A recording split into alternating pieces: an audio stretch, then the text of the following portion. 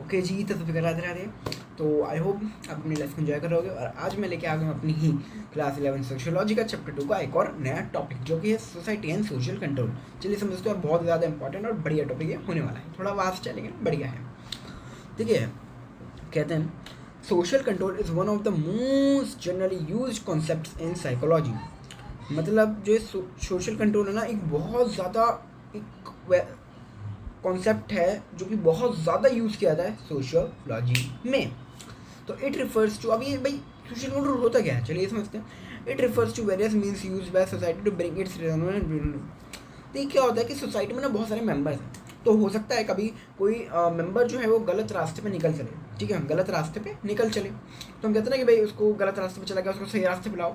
तो वो वाली चीज़ हो सकता है कोई मेंबर कभी गलत रास्ते पे निकल चले। अब जब वो गलत रास्ते पे निकल जाता है तो सोसाइटी जो है ना वो कुछ ऐसे मेथड्स अपनाती हैं, कुछ चीज़ें करती हैं, सबका अलग अलग मेथड होता है, जिससे वो बंदा जो है वो बैक टू लाइन, वो वापस सही रास्ते पे आ जाए, वापस उसी लाइन पे आ जाए। तो इसको बोलते हैं हम सोशल कंट्रोल। ये तो छोटा सा था भाई, चलिए अभी और समझने वाले हैं, अपन डिटेल में समझेंगे अभी और।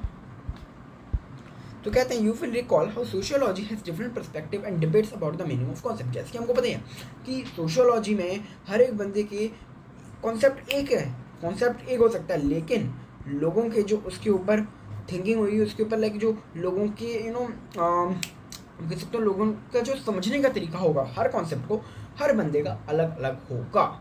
जी हाँ, तो you will also recall how functional and sociologist in society. अब जैसे कि हमने पढ़ाई था भाई, जो ये हमारे फंक्शनलिस्ट थे, एक सेकंड इसमें थोड़ा मैं अच्छा सा कर दूँ।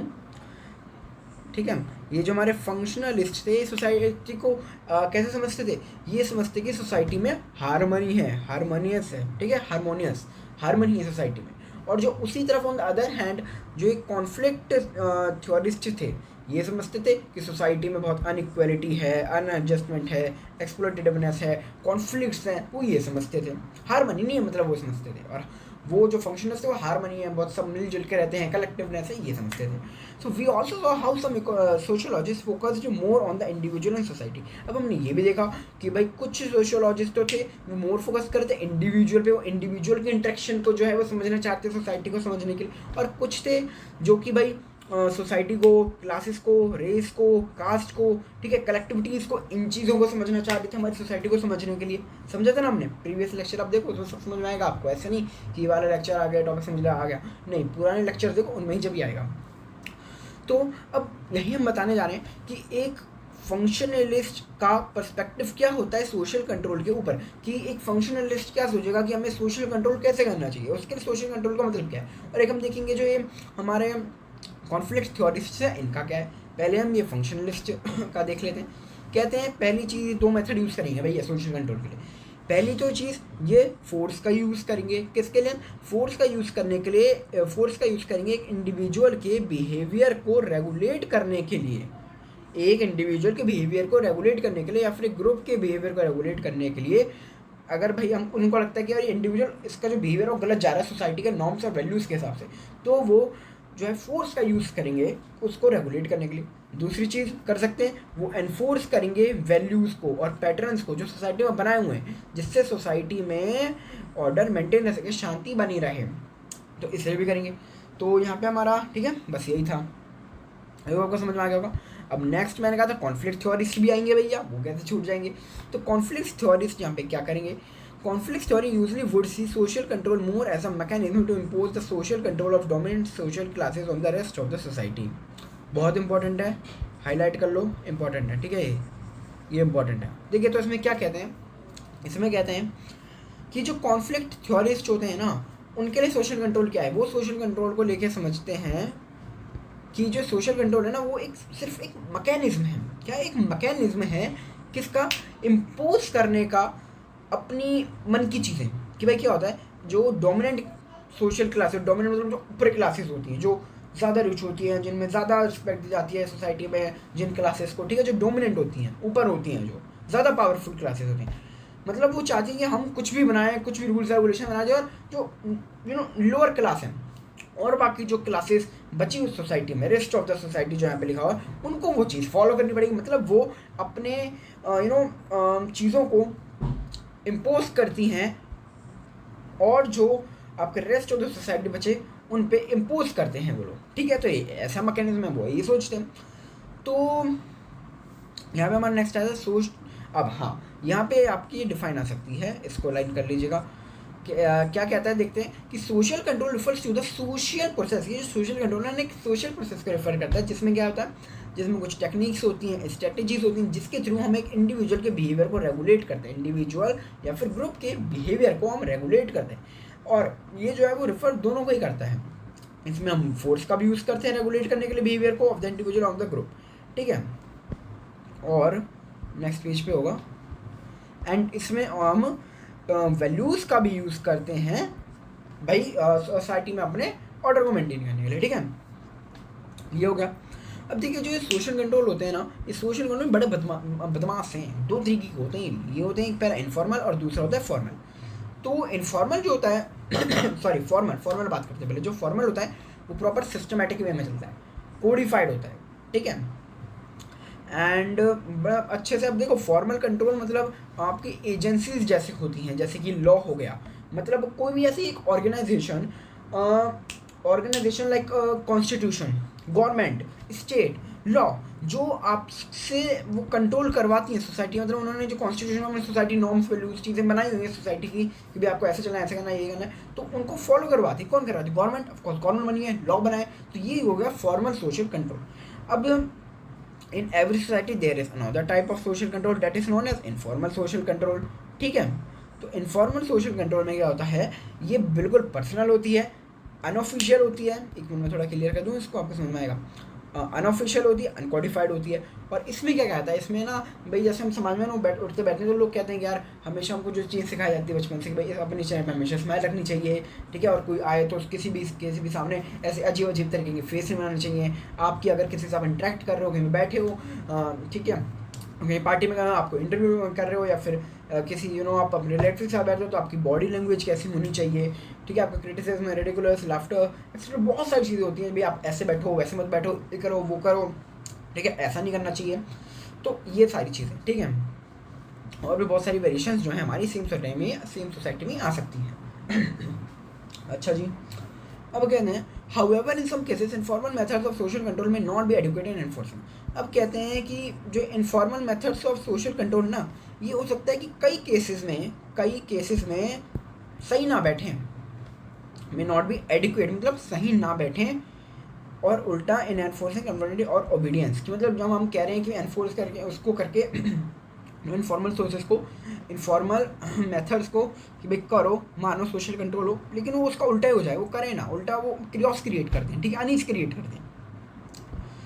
तो like there man be various agencies of informal social control, example like family, religion, kinship, have you have about honour killing. देखिए ऑनर किलिंग क्या होता है मैं आपको बताता हूँ, सॉरी।